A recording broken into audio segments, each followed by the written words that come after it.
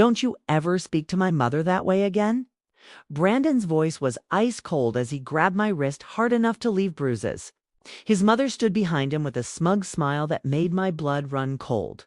But what happened 15 minutes later would change everything I thought I knew about my marriage.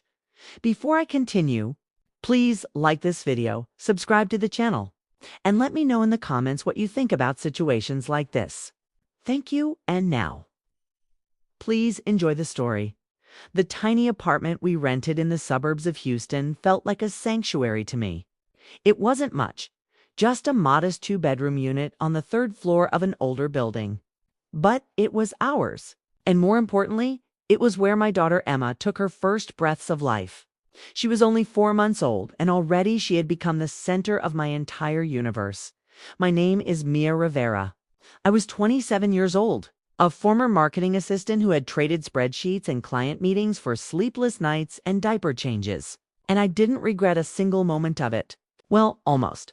That particular evening, the apartment was quiet. Emma had finally fallen asleep after 2 hours of fussing. I sat on the edge of the worn couch, afraid to move, afraid to even breathe too loud.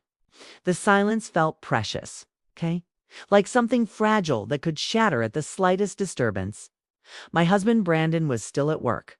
He always was these days. His job at some big insurance company downtown kept him busy, he said. Long hours, important meetings, deadlines that couldn't wait. I believed him. I had no reason not to. Not yet, anyway. I looked down at my hands. They were rough now, dry and cracked from constant washing and sanitizing. My nails were short and unpolished. I couldn't remember the last time I'd had a manicure, or a full night's sleep, or a conversation with an adult that didn't revolve around feeding schedules and pediatric appointments. The bedroom door creaked open and I jumped. My heart pounded as I turned to see Brandon standing there loosening his tie. "She asleep," he whispered. Finally, I nodded, getting up slowly. She was really fussy today. I think she might be teething early. Brandon walked over and kissed my forehead. He smelled like coffee and that expensive cologne I'd bought him for our anniversary. For a moment, everything felt normal, safe. Like maybe I was just being paranoid about everything. "You look exhausted, babe," he said, studying my face. "I'm fine," I lied. I wasn't fine. I hadn't been fine in weeks, Brandon said, and something in his tone made my stomach tighten. "My mom called today. She wants to come stay with us for a while. Help out with Emma." My heart sank. Dolores, Brandon's mother. A woman who had made it very clear from day one that I wasn't good enough for her precious son. How long is a while? I asked carefully. "A few weeks. Maybe a month." He shrugged like it was nothing. "She's lonely since Dad passed, and you could use the help, right?" I wanted to scream that no, I didn't need that kind of help. That his mother's help usually came with a side of criticism and passive-aggressive comments that left me feeling worthless. But I was so tired. So incredibly tired, I heard myself say. "If you think it'll help," Brandon smiled, and I thought I saw relief flash across his face. That should have been my first warning sign. But I was too exhausted to notice. Dolores arrived 3 days later with 2 oversized suitcases and an attitude that suggested she was moving in permanently, not visiting. She was a tall woman in her early 60s with silver hair, always perfectly styled and makeup that never seemed to smudge. She dressed like she was expecting company at all times, even at 7 in the morning. "Oh my," she said when she walked into the apartment, her eyes scanning every surface with barely concealed disapproval. "It's smaller than I remembered. And is that a stain on the ceiling?" "Water damage," I explained. "The landlord said he'd fix it." That was her signature response. A single syllable loaded with judgment. She walked into the nursery where Emma was sleeping and clicked her tongue. "This crib is too close to the window. She'll catch a draft. And these curtains, they're so thin. You need blackout curtains for a baby, Mia. Everyone knows that." I bit my tongue.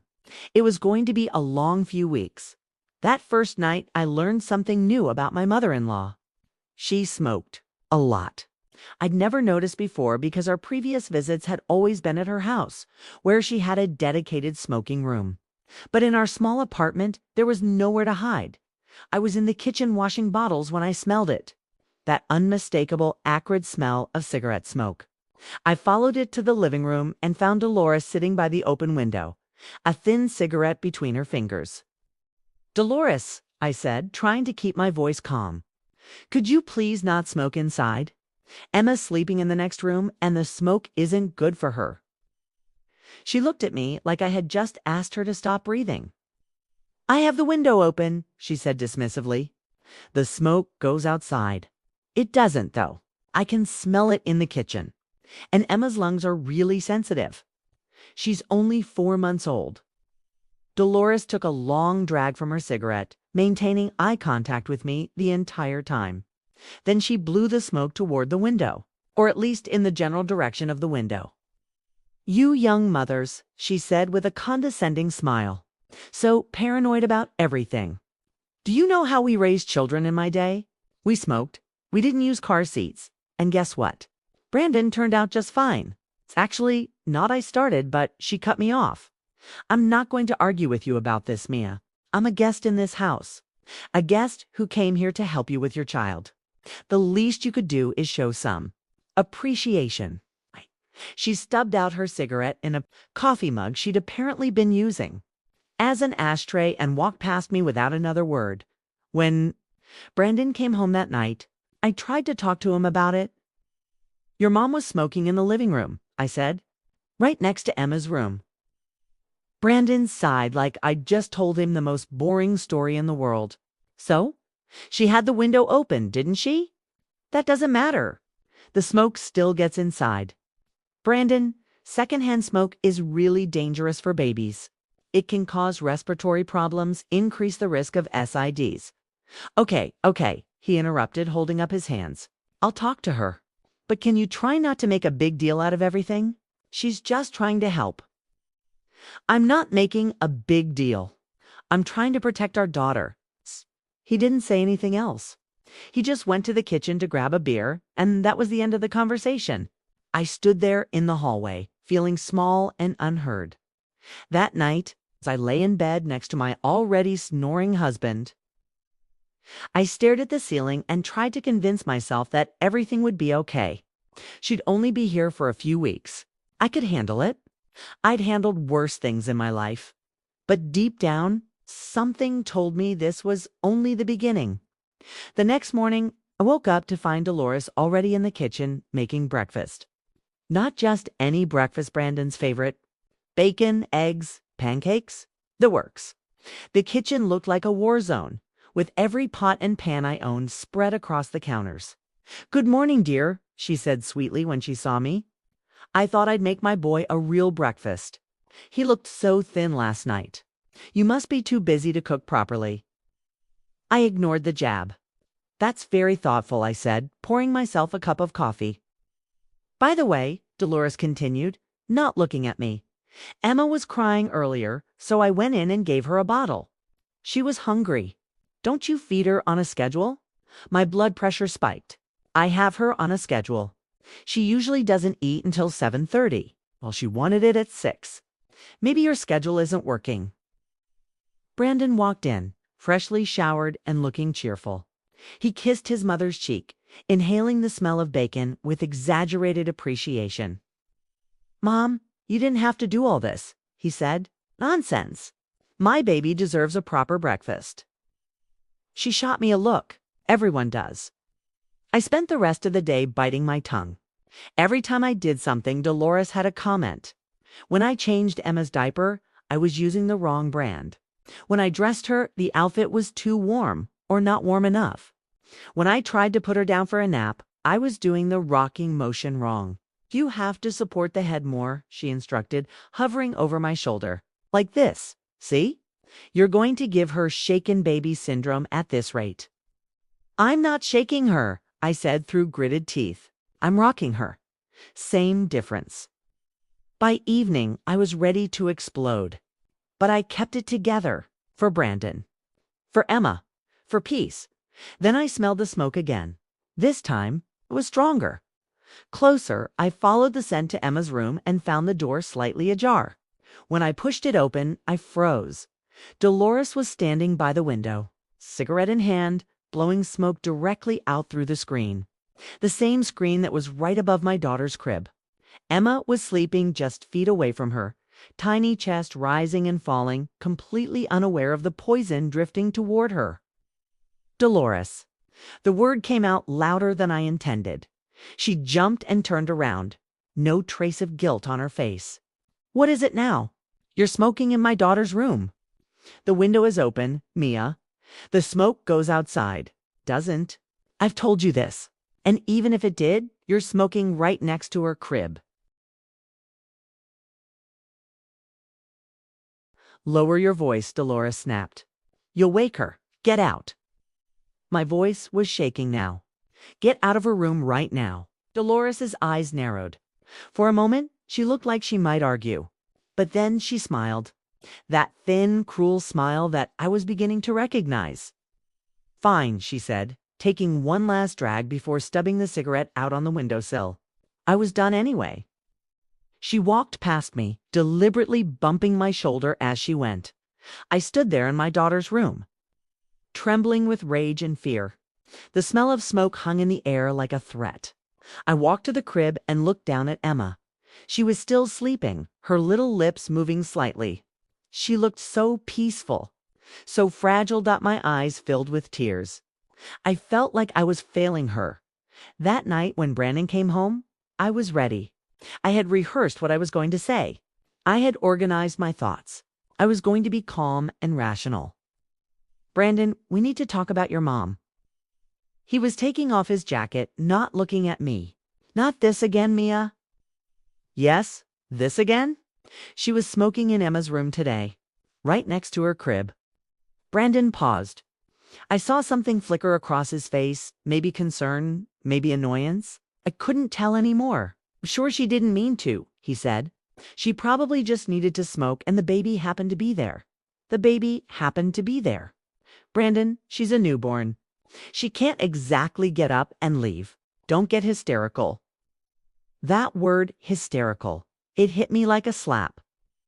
I'm not hysterical, I said, my voice cracking. I'm scared. I'm scared for our daughter's health. Your mother is smoking around her constantly, and she refuses to stop. And you refuse to do anything about it. What do you want me to do?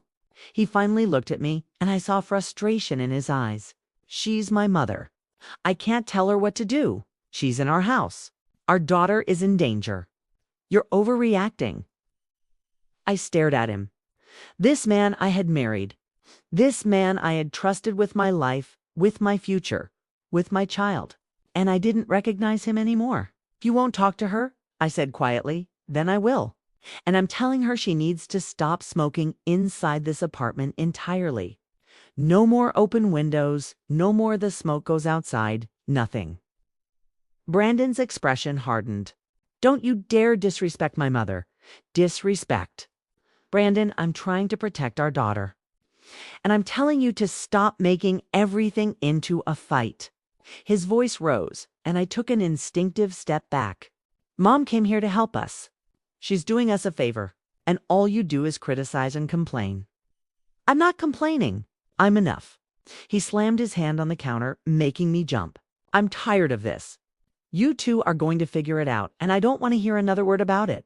Understand? He grabbed his phone and walked out of the kitchen, leaving me standing there, shaking. I didn't sleep that night. I sat in the rocking chair in Emma's room, watching her breathe. Wondering how everything had gone so wrong, the days that followed were like walking on broken glass. Every step I took, every word I said, felt dangerous. Dolores had settled into our apartment like she owned the place. And Brandon seemed perfectly happy to let her. I tried to keep the peace. I really did. I bit my tongue when she criticized my cooking. I smiled politely when she rearranged my kitchen cabinets because they weren't organized properly. I even stayed quiet when she told Brandon that I needed to put more effort into my appearance because men have needs. But I couldn't stay quiet about the smoking. It happened again 3 days later. I had just put Emma down for her afternoon nap and was in the kitchen making myself a sandwich when that familiar smell hit me. My stomach dropped. I walked to the living room and found Dolores on the couch, cigarette in hand. Watching some reality show on TV, the window wasn't even open this time. "Dolores," I said, keeping my voice as steady as possible. "Please put that out. Emma is sleeping in the next room. She didn't even look at me. Emma is fine. I've raised 3 children, Mia. I think I know what's harmful and what isn't." Secondhand smoke is harmful.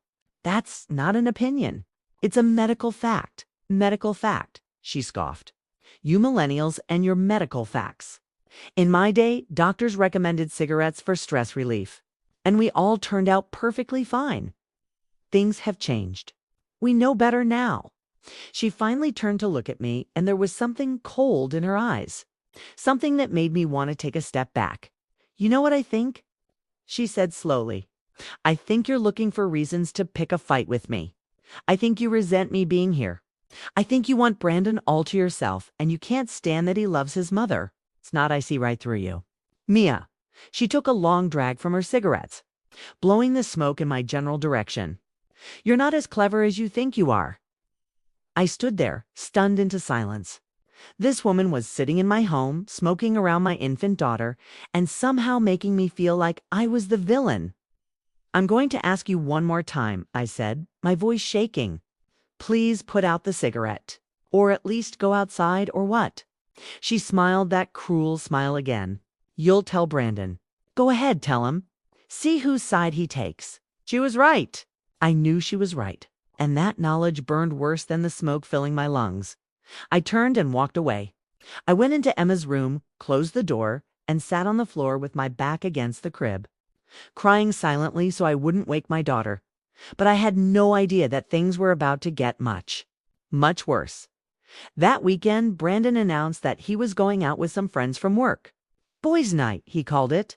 He'd be back late, probably around midnight. "Have fun," I said, trying to sound supportive. Part of me was actually relieved. Maybe with him gone, I could have a quiet evening with Emma. I should have known better. About an hour after Brandon left, Dolores emerged from her room dressed like she was going to a fancy dinner. Full makeup, expensive jewelry, a dress that was definitely not loungewear. "I'm going out," she announced. "Don't wait up." I blinked. "Going out where?" "To meet some friends. Is that a problem?" "No, I just ... I didn't know you had friends here." She gave me a look that could freeze water. "There's a lot you don't know about me, Mia." She left without another word, and I was alone with Emma for the first time in weeks. It should have felt peaceful. Instead, it felt ominous, like the calm before a storm. I fed Emma, gave her a bath, and put her to bed. Then I poured myself a glass of wine and sat on the couch, trying to enjoy the silence. But something was nagging at me. Something felt off. I found myself wandering toward Dolores's room. I told myself I was just going to check if she'd left the window open or something. I wasn't snooping. I was just ... checking. The door was slightly ajar. I pushed it open and stepped inside. The room was surprisingly neat. Bed perfectly made, clothes hung up, everything in its place. But there was a smell, that familiar tobacco smell mixed with something else. Perfume, maybe, trying to mask it. I shouldn't have looked around. I know that. But something drew me to her nightstand. There was a small notebook there. At first I thought it might be a diary, and I almost put it down. I'm not that kind of person. But when I flipped it open, I realized it wasn't a diary at all. It was a list of everything I had supposedly done wrong since she arrived. Day 1, Mia served dinner late. Brandon looked hungry. She doesn't take care of him. Day 3, baby was crying for 10 minutes before Mia picked her up. Neglectful. Day 5, house was messy when I woke up. Mia is lazy. Day 7, Mia complained about my smoking. She is controlling and disrespectful. There were pages and pages of this. Every tiny thing I had done twisted into evidence of my inadequacy. My hands were shaking as I read ... and then I found the worst entry. Day 10, called Brandon at work. Told him Mia yelled at me for no reason. He was very upset. He said he would deal with her. Good progress. Good progress. She was keeping a record. She was documenting everything, building a case against me, turning my husband against me one lie at a time. I heard a sound behind me and spun around. Dolores was standing in the doorway. Well, she said softly, her eyes fixed on the notebook in my hands. Snooping through my things. I knew you were low, Mia, but this is a new low even for you. You're lying to Brandon, I said, my voice barely a whisper. You're making things up about me, am I? She stepped closer, and I instinctively backed away. Or am I just telling him the truth that he's too blind to see? You called him at work. You told him I yelled at you. You did yell at me. About the smoking. Remember? That's not you, twisting everything. I'm protecting my son, she said, her voice hard. From a woman who doesn't deserve him. A woman who can't even take care of a baby properly. A woman who will never be good enough for the family she married into. I stared at her, tears streaming down my face. Why are you doing this? Because Brandon was supposed to marry someone else, she said. Someone from a good family, someone with breeding and class. Instead, he chose you. A nobody from nowhere. And I've been waiting for the chance to fix his mistake ever since. The words hit me like physical blows. Each one left a bruise on my soul.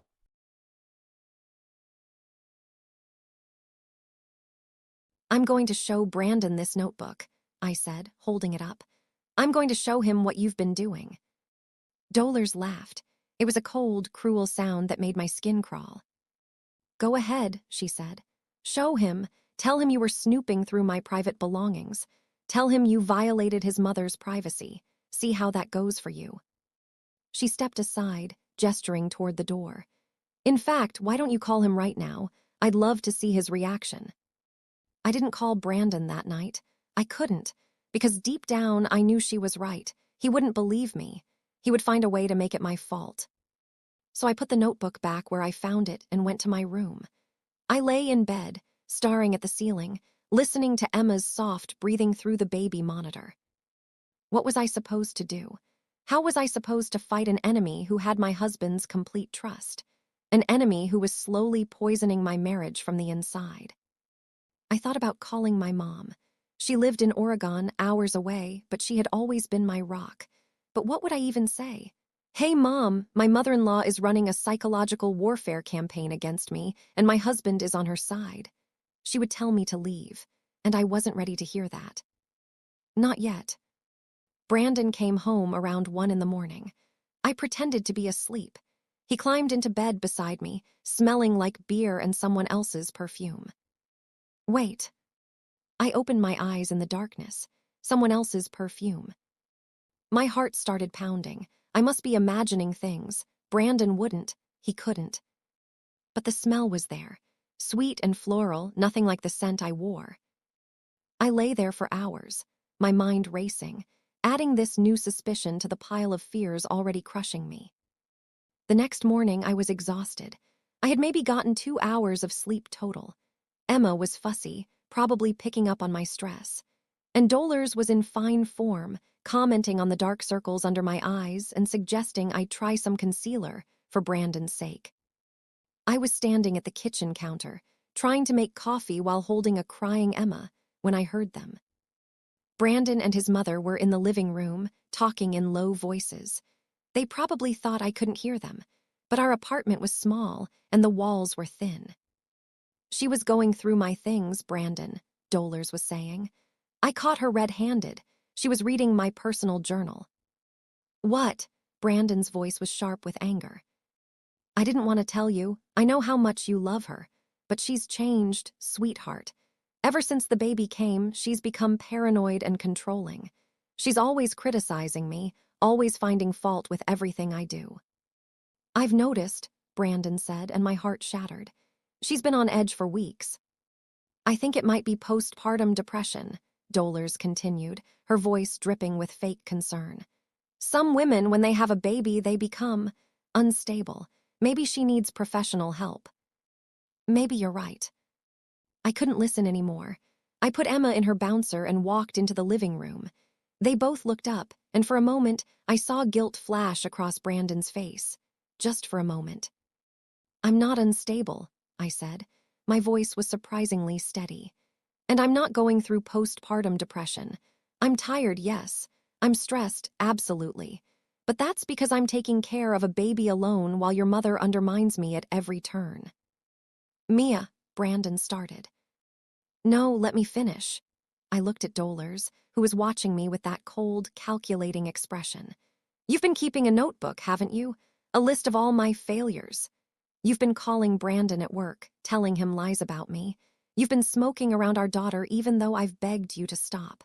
And now you're suggesting I'm mentally ill because I caught you in your game." Dolores' face didn't change. "See what I mean, Brandon? This is exactly what I was talking about. The paranoia, the accusations. They're not accusations if they're true." "Enough." Brandon stood up, and I saw something in his eyes that scared me. Real anger, directed at me. "I don't know what's gotten into you, Mia, but you need to stop. My mother came here to help us, and all you've done is make her feel unwelcome. She's been—" I said enough. He took a step toward me, and I instinctively moved back.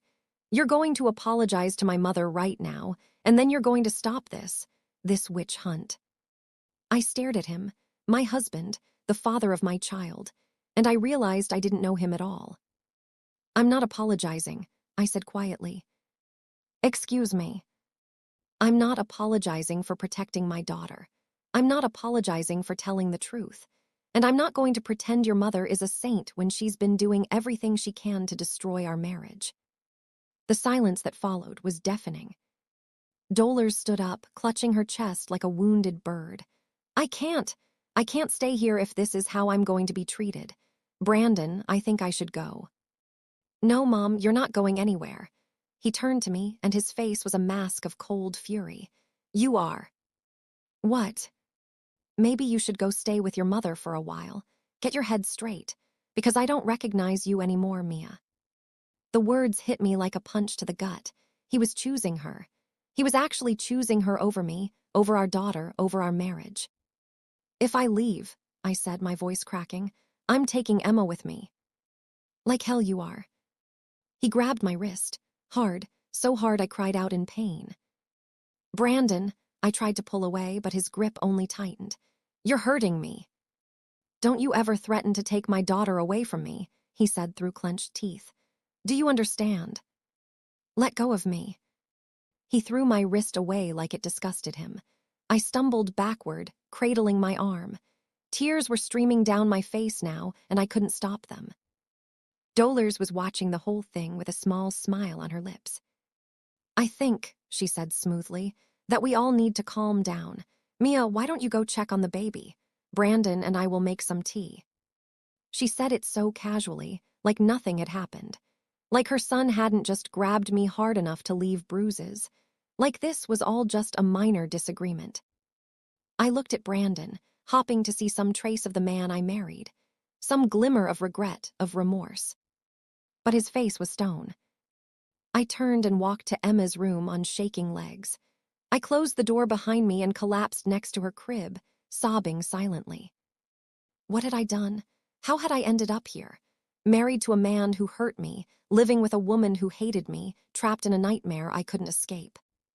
But I didn't know yet that this was only the beginning. The worst was still to come, and when it happened, it would change everything. That night, after Brandon and Dolores had gone to bed, I crept into the kitchen to get some ice for my wrist. The bruise was already forming, dark purple fingerprints wrapped around my skin. I stood at the sink, pressing the ice pack to my arm, and something inside me shifted. I felt it, almost physically. A change from victim to survivor, from powerless to determined. I thought about my mother, about my grandmother, about all the strong women in my family who had faced impossible situations and come out the other side. They wouldn't want me to give up. They would want me to fight. But how do you fight an enemy who's already inside your walls? I didn't have an answer yet, but I knew one thing for certain. I wasn't going to let them win. Not Dolores with her manipulation and lies. Not Brandon with his blind loyalty and violent temper. I was going to protect my daughter, no matter what it took. The next few days were a careful performance. I smiled at Dolores over breakfast. I thanked her for her helpful suggestions. I didn't mention the smoking, even when I could smell it seeping under the nursery door. But behind that smile, I was planning. The first thing I did was start documenting everything. Every snide comment, every lie, every time she smoked inside the apartment. I used my phone to take pictures of cigarette butts hidden in coffee mugs, of ash on the windowsill near Emma's crib. I recorded her conversations when she thought I wasn't listening. I felt like a spy in my own home, but what choice did I have? I also started paying closer attention to Brandon. The late nights at work, the mysterious phone calls he'd take in the other room, that perfume I'd smelled on him the night of his boys' outing. One afternoon, while he was in the shower, I did something I never thought I'd do. I checked his phone. His passcode was still the same, Emma's birthday. Guess he hadn't thought to change it. I scrolled through his messages, my hands trembling. And there it was. Her name was Brittany. Based on the messages, she worked in his office, an assistant or something. The texts went back months before his mother even arrived. Can't wait to see you tonight. Miss you already. When are you going to tell her? Tell me, about whatever this was. I felt sick, physically sick. I barely made it to the bathroom before I threw up everything in my stomach. When I came out, Brandon was standing in the hallway, towel around his waist, looking at me with mild concern. You okay? He asked. I couldn't look at him. Fine, just ate something that didn't agree with me. Maybe you should lie down. Mom can watch Emma for a while. Mom can watch Emma, like she was some kind of solution instead of the problem. I'm fine, I said again, and walked past him into the kitchen. But I wasn't fine. I was drowning, and the water was getting higher every day. That night I couldn't sleep. I kept thinking about Brittany, about how long this had been going on, about how stupid I'd been not to see it. I thought back to all those late nights at work, all those business trips, all those times he'd come home smelling different, looking distracted. I had explained it all away. Work stress, new responsibilities, the pressures of being a new father. But it was never about work. It was about her. I wondered if Dolores knew. Probably. She seemed to know everything.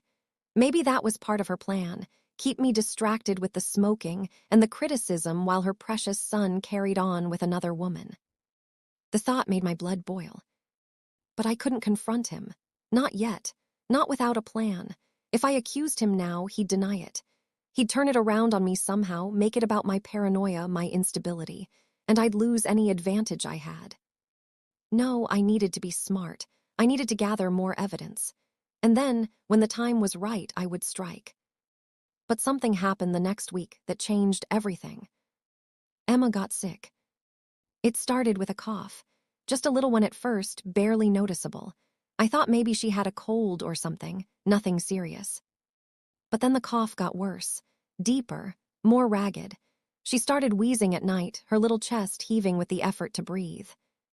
I took her to the pediatrician on a Tuesday morning. Dr. Hernandez, a kind woman in her 50s with gentle eyes and a no-nonsense approach. She'd been Emma's doctor since birth, and I trusted her completely. She listened to Emma's lungs, looked in her throat, asked me a series of questions that made my anxiety spike higher with each one. Has Emma been exposed to any smoke? She asked, not looking up from her notes. My heart stopped. What do you mean? Cigarette smoke, secondhand smoke, any exposure at all. I swallowed hard. My mother-in-law has been staying with us. She smokes. I've asked her not to do it inside, but... Dr. Hernandez looked up, and her expression was grave. Mia, Emma is showing signs of bronchitis. Her airways are inflamed and irritated. In an infant this young, it can be very serious. Bronchitis, the word felt like a death sentence. From the smoke. It's very likely a contributing factor, yes. Secondhand smoke is incredibly harmful to infants. Their lungs are still developing, and any exposure can cause significant damage. I started crying. Right there in the doctor's office, with my sick baby in my arms, I broke down completely. Dr. Hernandez handed me tissues and waited patiently for me to compose myself. "What do I do?" I asked when I could finally speak. "How do I help her?" "First, you need to eliminate the exposure completely. No smoking in the house, period. Not in another room, not by a window. The smoke particles can linger for hours, even days. They get into fabrics, furniture, everything." I nodded, wiping my eyes. "Second, I'm going to prescribe some nebulizer treatments. You'll need to give them to her 3 times a day. And I want to see her again in a week. If she gets worse, if the wheezing increases, if she has trouble eating, if she develops a fever, you bring her to the emergency room immediately." The emergency room. Bronchitis in infants can turn into pneumonia very quickly. We need to stay ahead of it. I left the doctor's office in a daze. My baby was sick, really sick, and it was because of Dolores, because of her cigarettes and her selfishness and her complete disregard for anyone but herself. And Brandon had let it happen. He had defended his mother, ignored my warnings, and now our daughter was paying the price. The rage I felt was unlike anything I'd ever experienced. It was cold and sharp and absolute. It cut through my fear, through my exhaustion, through all the confusion of the past few weeks. I knew exactly what I needed to do. When I got home, Dolores was sitting on the couch, watching TV.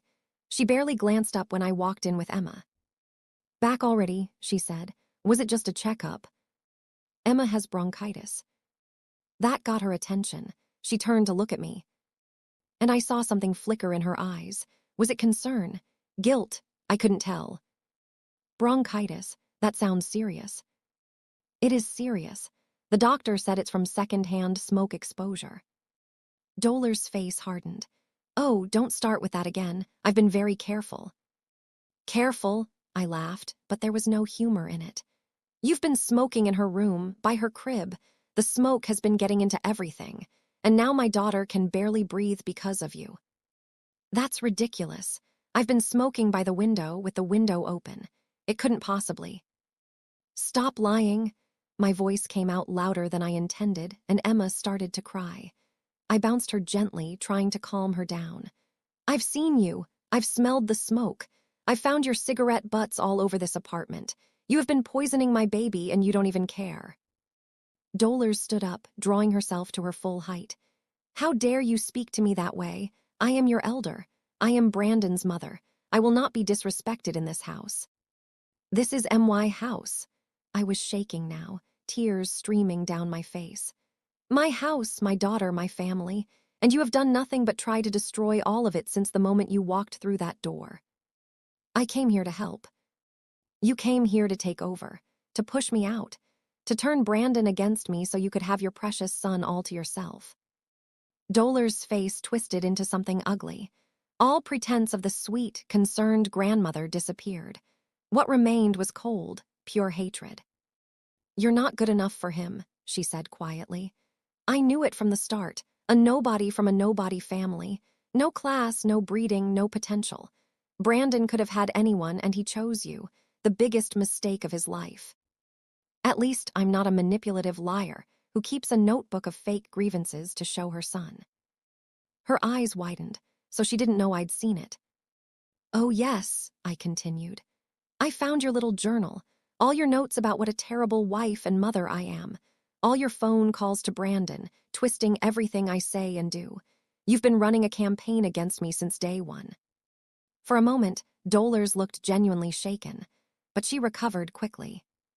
"Even if that were true," she said, "it wouldn't matter. Brandon loves me. He's always loved me more than anyone else. And when I tell him about this little outburst of yours, He'll what? Hit me again." Silence. The words hung in the air between us. "That's right," I said, my voice steadier now. "I know about that too. I know exactly what kind of son you raised. A man who grabs his wife hard enough to leave bruises. A man who cheats on her with some woman from his office. A man who chooses his mother over his own child." Dolores' face had gone pale. "You're lying. Brandon would never." "Her name is Brittany. Look it up if you don't believe me." I didn't wait for her response. I walked past her into the nursery and closed the door. My hands were shaking as I set up Emma's nebulizer. The machine hummed to life, and I held the mask gently to my daughter's face, watching her tiny chest rise and fall. "I'm going to get us out of here," I whispered to her. "I promise, Mommy's going to fix this." I didn't know how yet, but I knew I had to act fast. The confrontation with Dolores had crossed a line that couldn't be uncrossed. By tonight, she would have told Brandon everything, and I had no idea how he would react. I spent the rest of the afternoon in Emma's room, only coming out to get food and water. Dolores stayed in the living room on her phone constantly. I could hear her low voice, though I couldn't make out the words. She was probably already talking to Brandon, spinning her version of events, painting me as the villain yet again. Around 6 o'clock, I heard the front door open. Brandon was home early. That couldn't be good. I heard them talking in the living room. Low voices, urgent tones, then footsteps approaching the nursery. The door swung open. Brandon stood there, his face twisted with rage. "What the hell is wrong with you?" I stood up, positioning myself between him and Emma's crib. "Brandon, Mom told me everything. You accused her of making Emma sick. You went through her private things. You called her a manipulative liar. Because she is one." "Shut your mouth." His voice was cold as ice. "Who do you think you are to talk to my mother like that?" "I'm your wife. I'm Emma's mother, and I'm trying to protect our daughter from—" Before I could finish, he moved. Fast. His hand came up and connected with my face, the sound of the slap echoing through the small room. I stumbled backward, my cheek exploding with pain. For a moment, I couldn't process what had happened. He hit me. He actually hit me. Through the ringing in my ears, I heard Dolores' voice from the doorway. "Now, Brandon, maybe that was a bit." "Stay out of this, Mom." But his voice had changed. There was something else in it now, uncertainty, maybe even fear. Because as I straightened up, I wasn't crying. I wasn't cowering. I was smiling. "Thank you," I said quietly. Brandon blinked. "What?"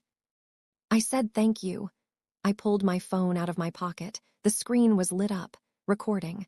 "I've been recording this whole conversation, the yelling, the accusations, and that lovely slap you just gave me. It's all here." His face went white. You were recording." "Of course I was. Did you think I was stupid? Did you think I'd just keep taking this abuse without any way to protect myself?" I looked past him at Dolores, who looked like she'd seen a ghost. "And I have recordings of you too. Every time you smoked in the apartment. Every time you badmouthed me to Brandon on the phone. Every lie, every manipulation, every single piece of your little campaign against me." "You can't," Dolores started. "I can, and I did. And now I'm taking my daughter and I'm leaving. If either of you tries to stop me, I'll call the police, and I'll show them everything." Brandon took a step toward me. "Mia, wait, let's just—" "Don't." I held up my hand. "Don't come near me, don't touch me, don't even speak to me unless it's through a lawyer." I moved quickly, gathering Emma's essentials, diapers, formula, a change of clothes. Brandon and Dolores stood frozen, watching me. As I walked past them toward the front door, Dolores found her voice. "You'll regret this," she said. "You think you're so smart, but you have no idea what you're starting. We'll take Emma from you. We'll prove you're an unfit mother. We'll—" "Good luck with that." I opened the door. "You're going to need it." I walked out of that apartment and didn't look back. Emma was fussing in her carrier, probably picking up on my racing heart. But as I stepped into the elevator and the doors closed behind us, I felt something I hadn't felt in months. Hope. I pulled out my phone and called my father. "Dad, it's me. I need your help." 20 minutes later, I was in a taxi heading to my father's apartment on the other side of town. Richard Rivera, 62 years old, retired police officer, and the strongest man I'd ever known. He was waiting for me at the door when I arrived. One look at my face, the red mark still visible on my cheek, and his expression turned to stone. "Inside," he said. "Now." He didn't ask questions until I was settled on his couch with Emma in my arms and a cup of hot tea in my hands. Then he sat across from me and said, "Tell me everything." So I did, from the beginning. Dolar's arrival, the smoking, the manipulation, the notebook, Brandon's affair, the grabbing of my wrist, and finally, tonight's slap. When I finished, my father was silent for a long moment. His jaw was tight, his hands clenched into fists. "I'm going to kill him," he said quietly. "No, Dad, we're going to do this the right way, the legal way." He put his hands on my daughter, on my granddaughter's mother. "And he's going to pay for it, but not with violence, with consequences." I showed him my phone. I have everything recorded. The abuse, the smoking, the lies. I have documentation of Emma's bronchitis and the doctor's statement that it was caused by second-hand smoke exposure. I have evidence of his affair. My father took a deep breath, visibly struggling to contain his anger. "What do you need from me?" "A place to stay, help finding a lawyer, and just support. I can't do this alone." He reached over and took my hand. His grip was warm and steady, a stark contrast to the cold violence of Brandon's touch. "You're not alone," he said. "You never were. We're going to get through this together." For the first time in weeks, I felt like maybe that was true. But I had no idea that Brandon and Dollars weren't going to give up so easily, and the battle ahead would test every ounce of strength I had. The next morning, I woke up to the sound of Emma coughing. That terrible, raspy cough that had become too familiar over the past few days.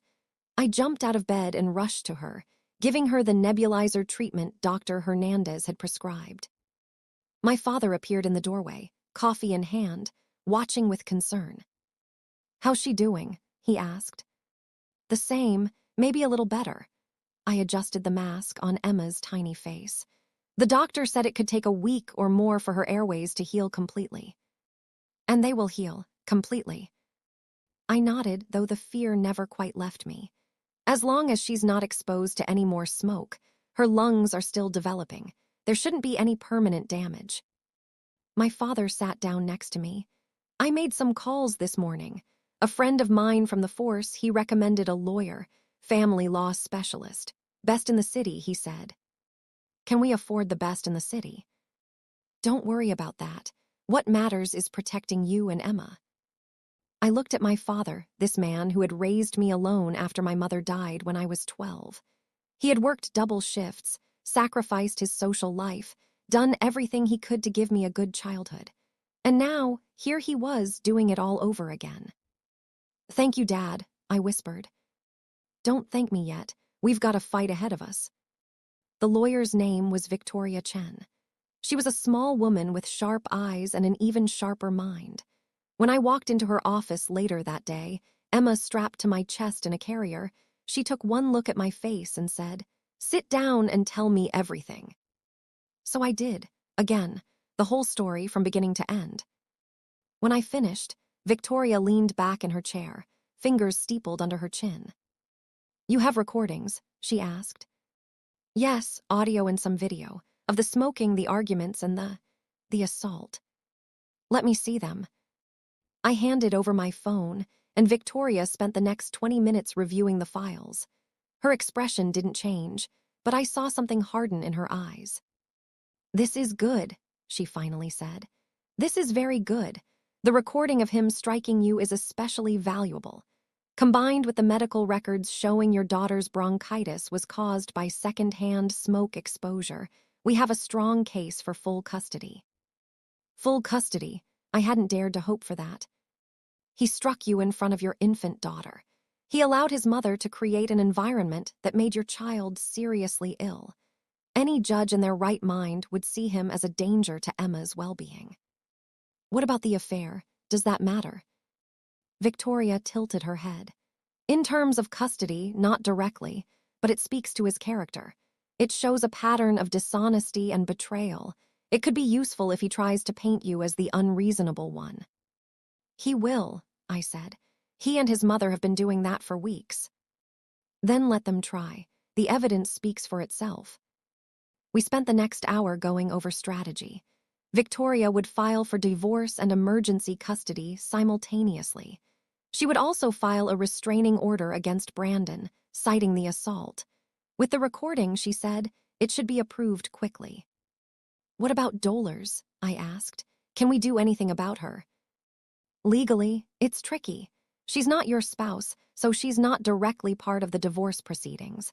But her actions contributed to your daughter's illness. If you wanted to pursue a civil case for negligence or child endangerment. I don't want money from her. I just want her to face consequences. Victoria nodded.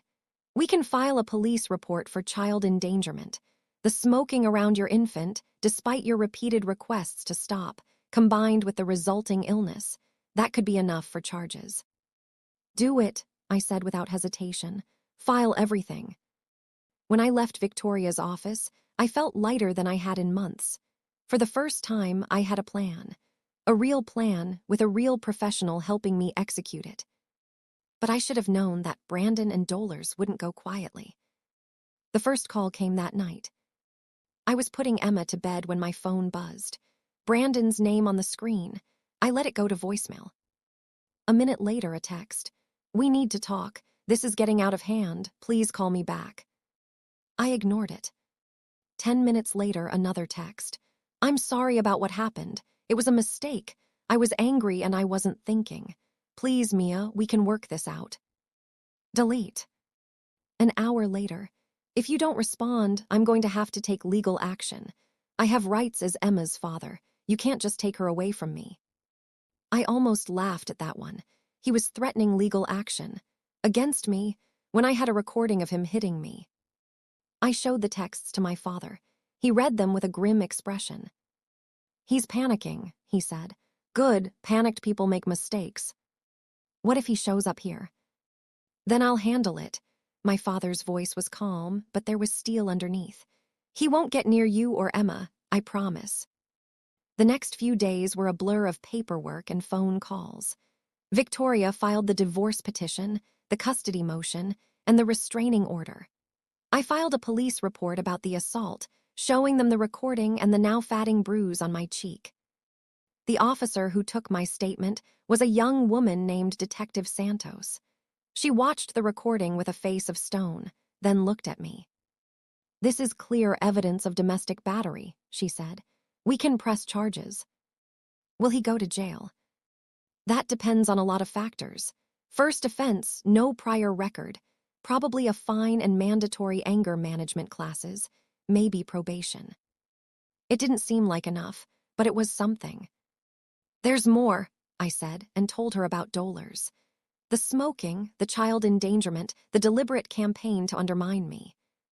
Detective Santos listened carefully, taking notes. The smoking around an infant, especially after being asked to stop, could definitely constitute child endangerment. We'll need the medical records from your daughter's doctor.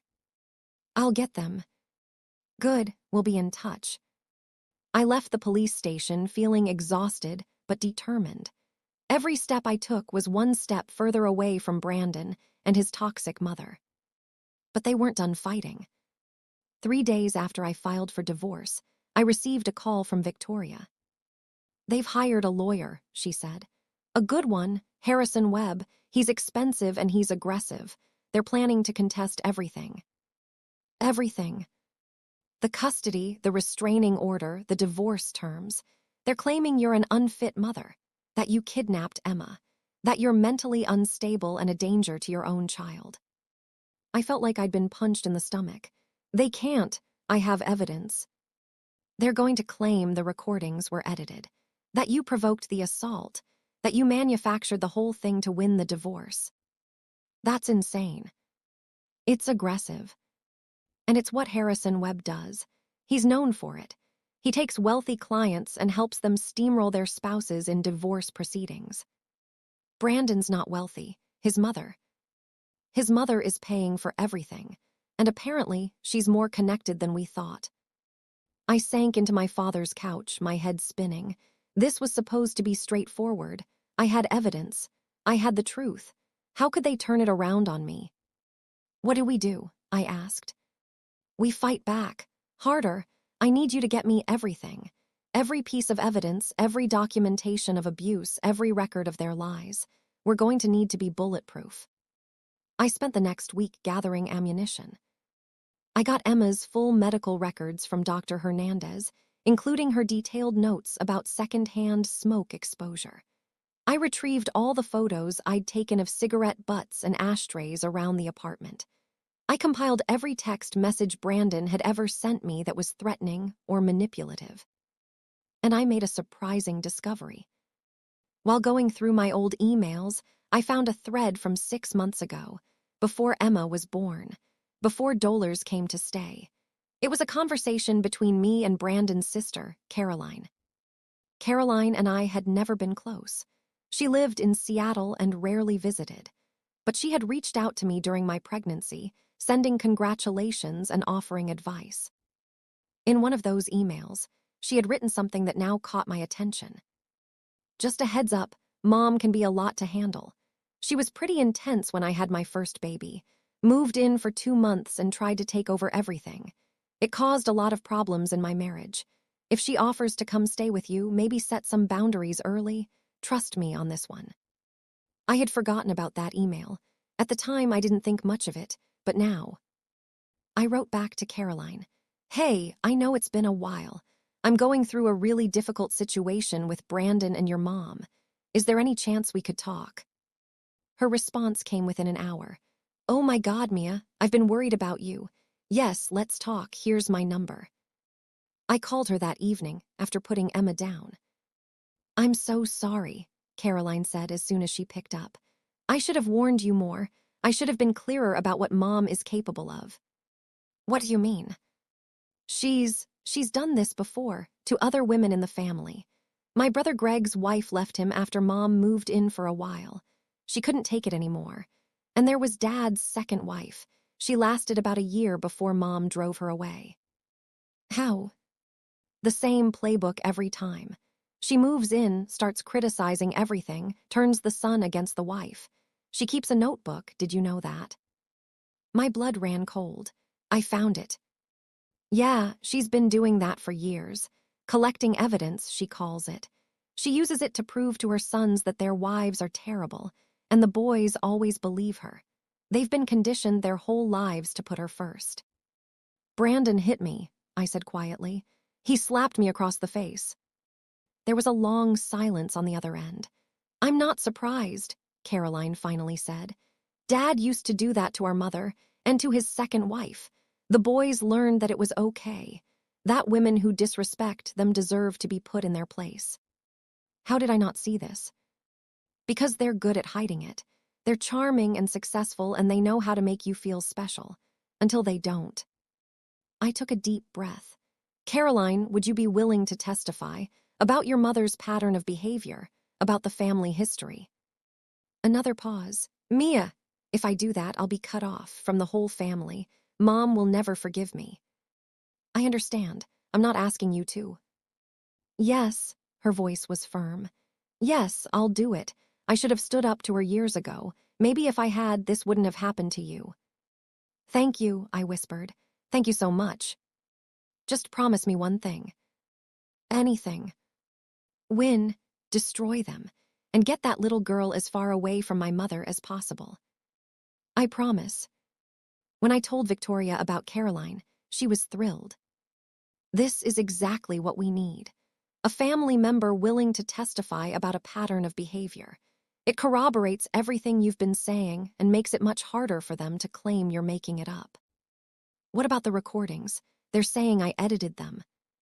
We'll get a forensic audio expert to verify their authenticity. It's expensive, but it's worth it. Once we prove the recordings are genuine, their whole defense falls apart. Things were finally moving in my direction. But then, something happened that I never expected. It was a Tuesday afternoon.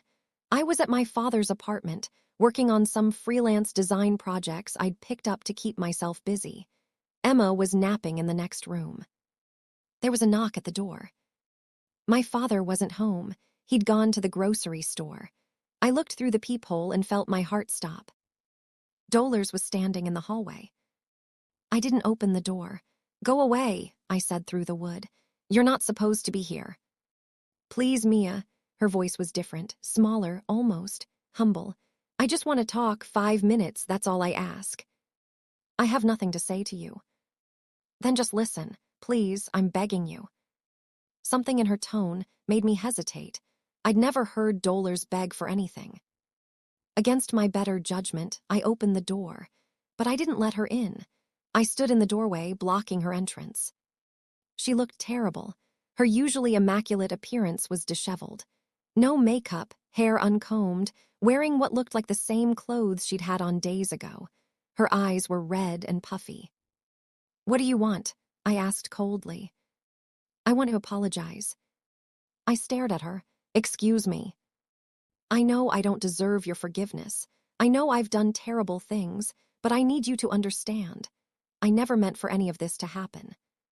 "You never meant for what to happen, for Emma to get sick, for Brandon to hit me, for my marriage to fall apart." She flinched at each accusation. "I never thought he would. I didn't know about the hitting, Mia. I swear I didn't. When I saw him do that, when I saw him slap you, something broke inside me." You stood there and smiled. I was in shock. I didn't know what to do. And then everything happened so fast, and you were gone, and Brandon was raging around the apartment like a madman. "Forgive me if I don't feel sorry for you." "I'm not asking for sympathy," Dolar's voice cracked. "I'm asking for, I don't know, a chance to make things right." "Make things right? How exactly do you plan to do that?" She reached into her purse and pulled out a thick envelope. "This is everything. Every note I ever made. Every lie I ever told Brandon about you. Every phone call, every manipulation. I wrote it all down. Dates, times, what I said, what I was trying to accomplish." I took the envelope, suspicious. "Why would you give me this?" "Because I've been wrong about everything. I thought I was protecting my son. I thought I was saving him from making a mistake. But the mistake was mine. I created this. I created him." She wiped her eyes with a trembling hand. "After you left, Brandon got worse. He started drinking. He lost his job. Apparently someone at work found out about the affair and reported him to HR. And his girlfriend, that Brittany woman, she dumped him when she realized he wasn't going to get a promotion anymore." I felt nothing. No satisfaction, no pity, just emptiness. "He blames me," Dolers continued. "He says I ruined his life. He says if I hadn't pushed so hard against you, none of this would have happened. And he's right. He's absolutely right." "And what do you want from me? Absolution?" "No, I want to help you win." I blinked. "What?" "The custody case, the divorce. I want to testify on your behalf. I want to tell the court exactly what I did and why. I want to make sure Emma stays with you where she belongs." "Why would you do that?" Dolers looked at me, and for the first time I saw genuine pain in her eyes. Not the theatrical suffering she'd performed so often, but real, raw anguish. "Because I have another grandchild, Caroline's daughter, and I haven't seen her in 5 years because of the same things I did to you. Caroline won't let me near her family, and I understand why. I finally understand." She took a shaky breath. "I'm 63 years old, Mia. I've spent my whole life trying to control my children, trying to make sure they needed me more than anyone else, and all I've accomplished is pushing them away. Greg barely speaks to me. Caroline is done with me completely. And now Brandon. Brandon is falling apart, and he blames me for everything. He should blame himself. He should, but he won't, because that's how I raised him, to never take responsibility, to always find someone else to fault." She shook her head. "I'm not asking you to forgive me. I know I don't deserve that, but please, let me do this one right thing. Let me help you protect Emma." I stood there in the doorway, holding the envelope, trying to process what was happening. Dolers, my enemy, my tormentor, was offering to switch sides, to testify against her own son. It could be a trick, another manipulation, but something in her face told me it wasn't. "I'll think about it," I said finally. "That's all I ask." She turned to leave, then paused. "There's something else you should know.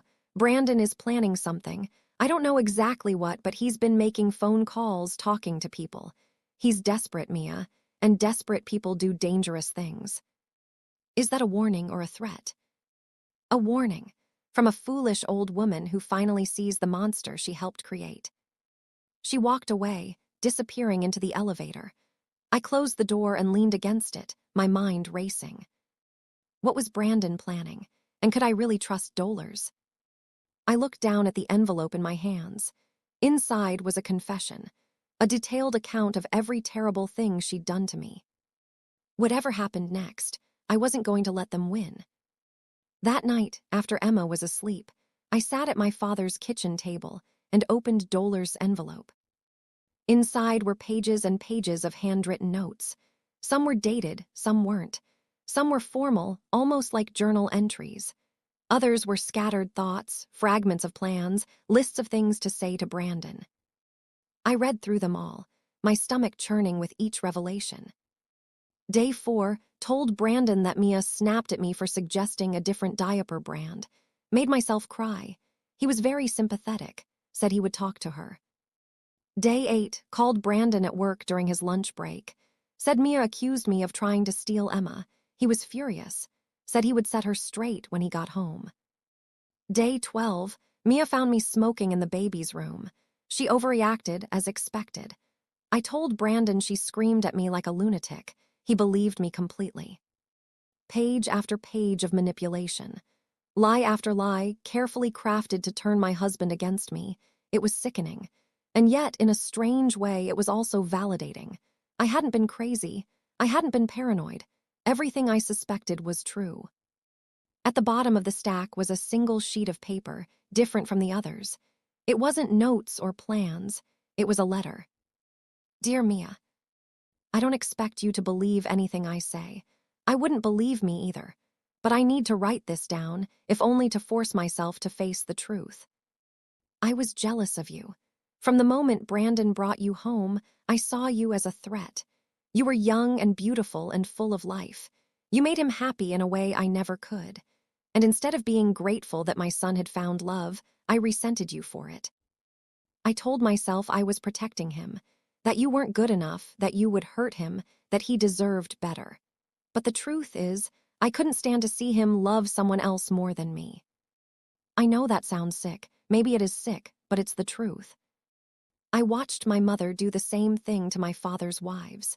She drove away 2 women before she died, and my father spent his last years alone and miserable. I swore I would never be like her, and then I became her anyway. What you do with this information is up to you. If you want to use it in court, I won't fight it.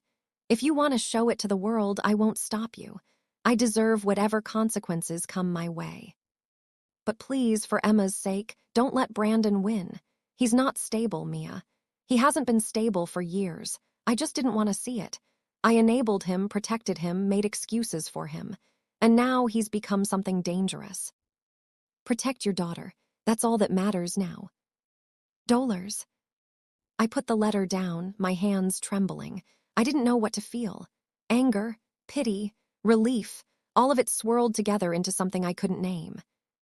My father came in from his evening walk, saw me at the table surrounded by papers, and immediately knew something had happened. What's all this? He asked, sitting down across from me. I told him about Dollars' visit, about the envelope, about her offer to testify. He listened in silence, his face unreadable. When I finished, he picked up the letter and read it slowly. Do you believe her? He asked when he was done. I don't know, maybe, she seemed. Different, broken almost. People can fake broken. I know, but what would she gain from this? If she testifies against Brandon, she loses him completely. She said it herself. He already blames her for everything. This would be the final nail in the coffin. My father considered this. She could be trying to get close to you, earn your trust so she can sabotage you from the inside. That's possible, but I hesitated. She also warned me. She said Brandon is planning something, that he's desperate. Did she say what? No, she didn't know the details.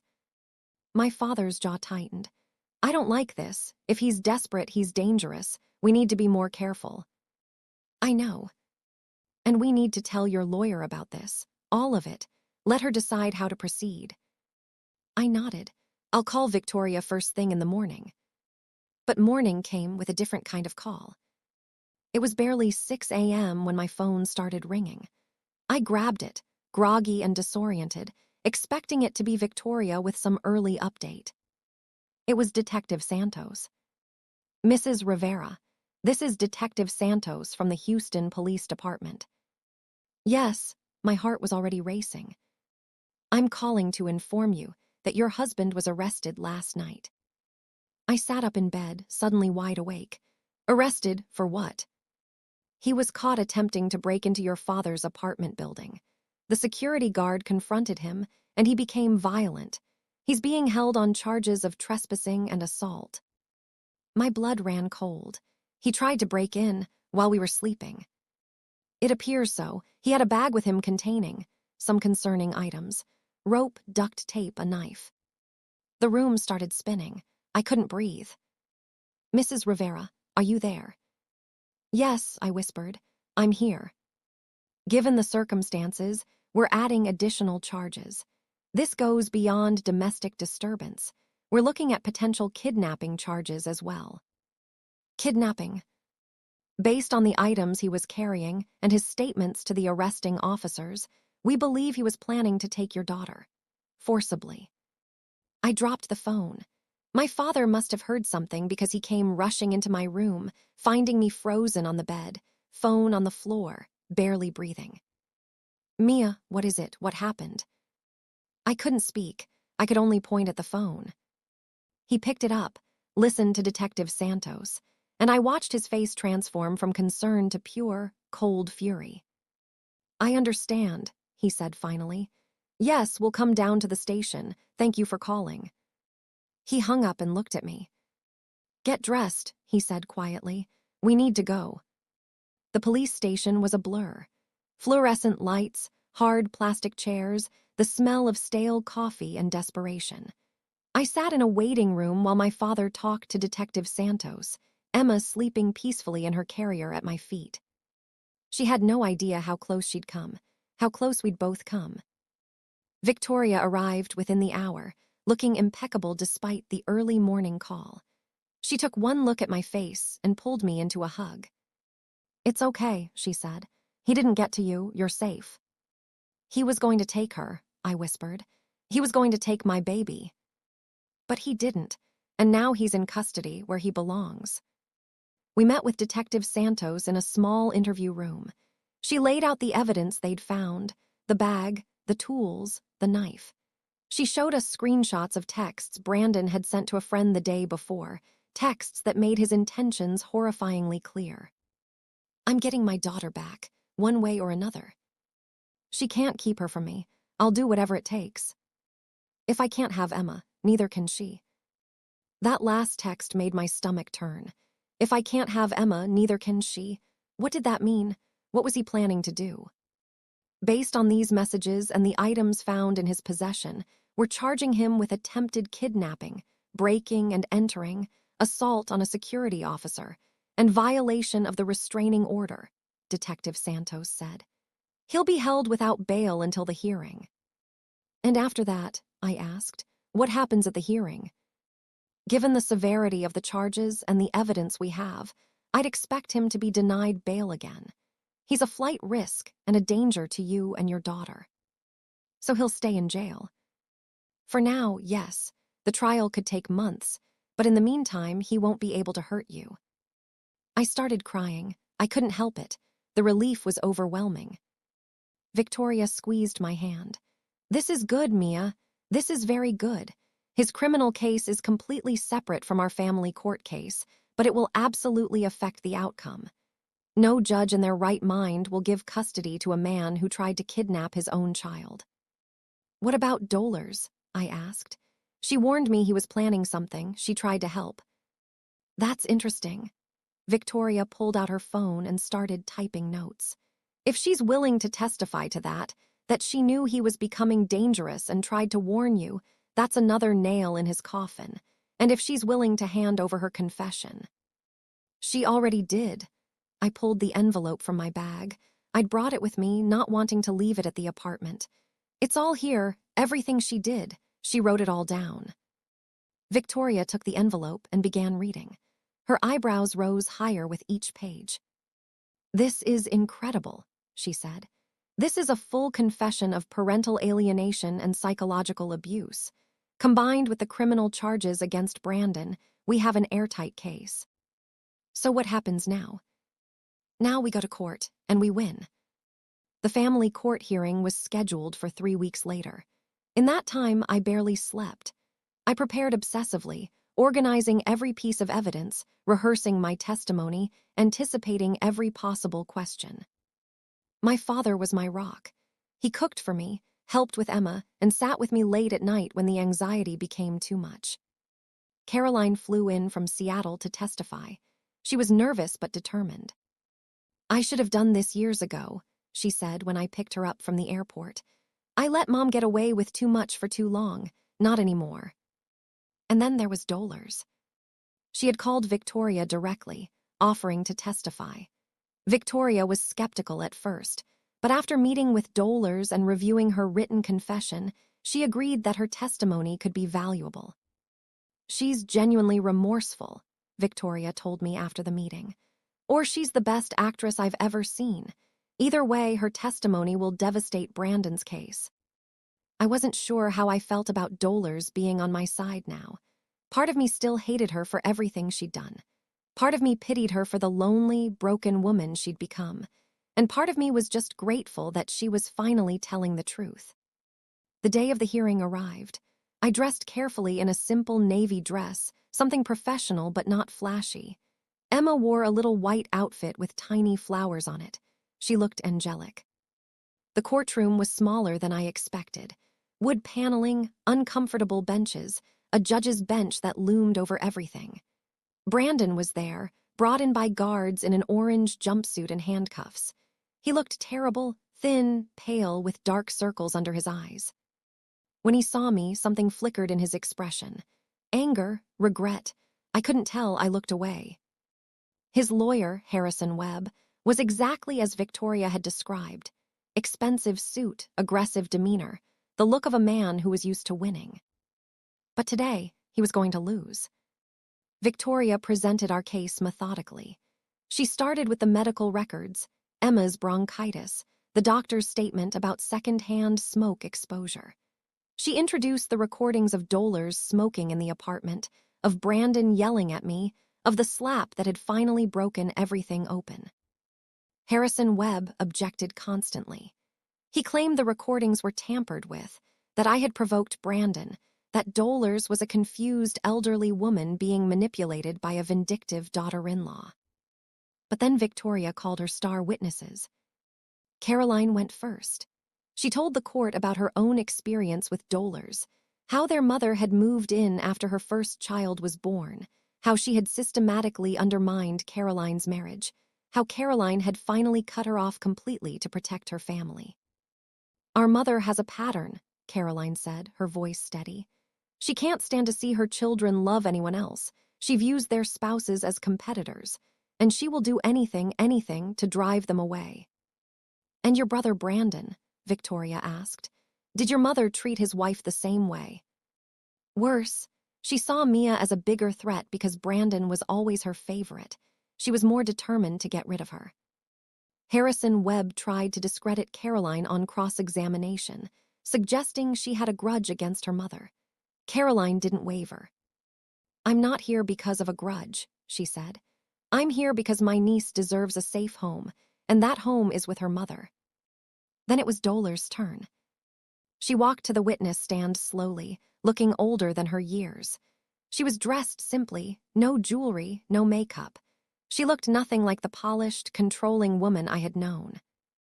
"Mrs. Hayes," Victoria began, "do you understand why you're here today?" "Yes," Dollars said quietly. "I'm here to tell the truth, finally." And she did. She told the court everything. The notebook, the phone calls to Brandon, the lies she had fabricated to turn him against me. She admitted to smoking around Emma deliberately, knowing it would cause problems. She admitted to hopping I would leave so she could have her son to herself. "I was wrong," she said, her voice breaking. "I was so wrong, and my grandson suffered because of it. My granddaughter," she corrected herself. "Emma, She got sick because of me, because I was too selfish and too stubborn to listen to her mother. And what about the assault? Victoria asked. The night your son struck Mia across the face. What do you remember about that? Dolores closed her eyes. I remember everything. I was standing in the doorway. I saw him hit her, hard, her head snapped to the side, and She took a shaky breath. I did nothing. I stood there and I did nothing, because part of me thought she deserved it. The courtroom was silent. I was wrong about that too, Dolores continued. No one deserves that. No one. And when I saw what my son had become, what I had helped him become, I knew I had to make it right, even if it meant losing him forever. Harrison Webb's cross-examination was brutal. He attacked Dolores' credibility, her motives, her mental state. He suggested she was being coerced, that she was senile, that she had been threatened into testifying. But Dolores held her ground. I'm not being coerced, she said firmly. I'm doing this because it's right, because my granddaughter deserves better than what I gave her, and because my son needs to face consequences for his actions, even if it breaks my heart. By the time she stepped down from the witness stand, I saw the judge's expression had changed. He was looking at Brandon with something like disgust. The final witness was me. I told my story from the beginning, meeting Brandon, falling in love, getting married, the happy early days, the pregnancy, the birth, the exhaustion of new motherhood, Dolores' arrival, the smoking, the criticism, the manipulation, Brandon's distance, his anger, his violence. I showed the bruise on my wrist, now faded but still visible in photographs taken the day I left. I played the recording of the slap. I described the terror of learning that my husband had tried to break into my father's apartment with rope and duct tape and a knife. What do you want from this court? Victoria asked at the end of my testimony. I want to protect my daughter, I said simply. I want her to grow up in a safe home with people who love her and would never hurt her. That's all I've ever wanted.